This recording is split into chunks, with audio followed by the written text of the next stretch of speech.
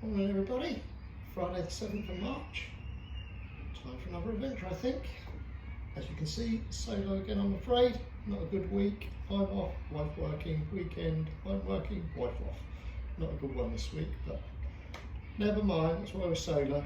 It's a grey day out there again, I missed the sunny days, 2 sunny days this week I haven't gone, but never mind, it's dry. So, if you want to come along on this adventure today, please feel free to join me.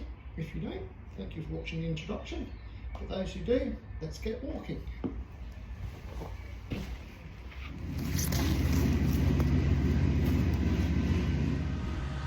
Well, there we go. What an impressive start of the walk today.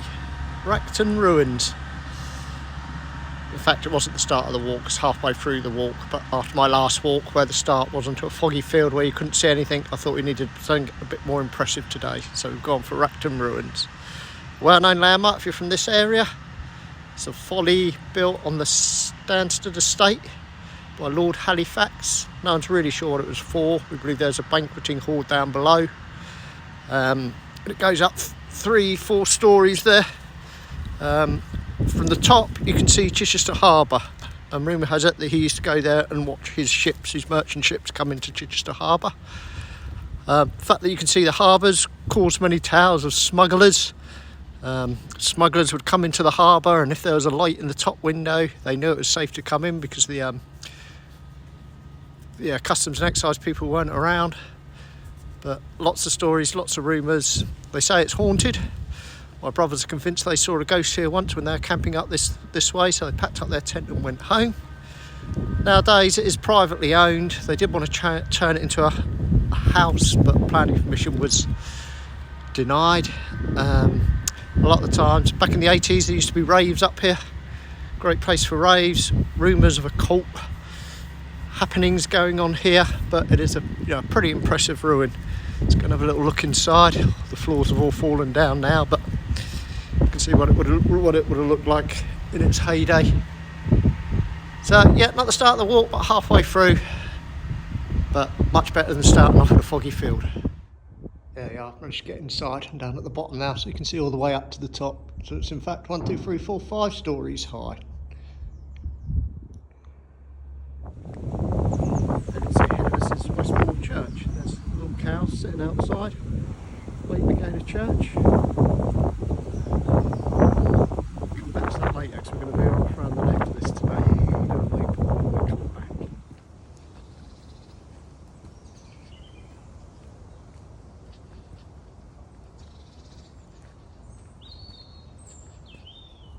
What you can see here are the footings of part of an old Nissan hut. There used to be a big temporary military camp around here just before D-Day, where they were storing all the troops and training them up before they went over to France.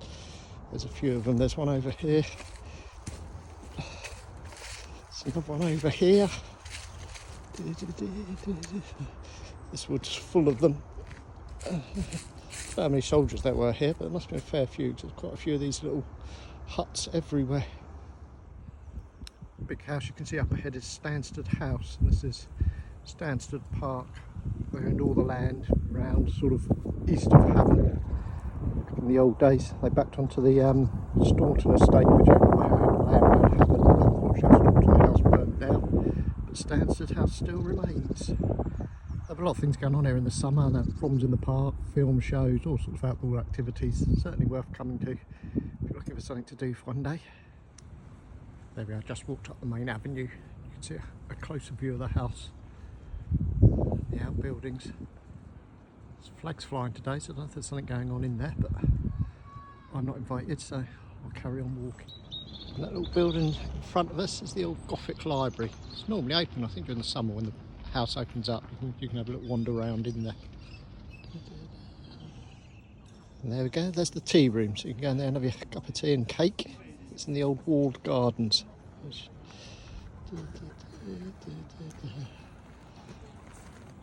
And through that gate there's a garden centre. It's quite a nice one, so if you're up this way and you fancy a garden centre, this is the place to come. Here we are, back in Westbourne. This was the church we saw early on in the walk, where we crossed the fields there with the cows standing in. So this is St John the Baptist in Westbourne. think it's open. Shall we pop in and have a look? Here we are inside the church, so we can start off at the altar there. It's quite dark. Some nice stained glass windows. Go around there to some more stained glass windows at the back. There's the font, ready to be used. All the way back round. There's a nice organ in the corner there. And there we are, back at the altar. Here we are again. In front of us is Lumley Mill, which tells me we're coming near the end of the walk, because Lumley is a little hamlet just on the outskirts of Emsworth. So about another half mile and we'll be home. It's been just over 11 miles we've walked.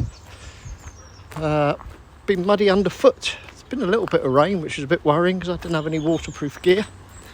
But apart from that, it's been quite an enjoyable walk. Normally I would invite you for a beer now, but I've got a busy afternoon, so unfortunately I haven't got time. But if you're going to go and have one without me, enjoy. Hopefully I will see you on our next adventure. See you soon.